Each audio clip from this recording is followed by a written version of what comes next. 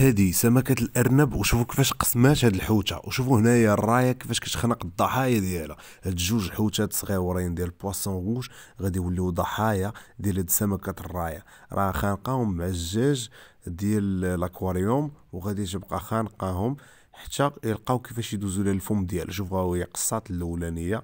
سبحان الله العظيم، هاد الرايه في شكال دابا عاد فهمت علاش هي مسطحه. غالبا تكون كتخنق الفرائس ديالها فوق الرمله، وكتبقى معاهم حتى كيدوزو للجهه ديال الفم ديالها ثم كتلتهمهم.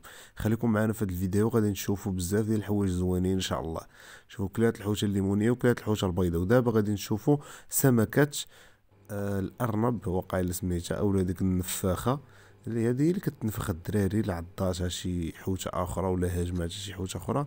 شوف الكرش ديالها كيفاش دايره، بحال الاستيك، بحال شي بالون ولا شي حاجه. ملي كيقيسها شي حيوان كتحس بالخطر كتنفخ بزاف.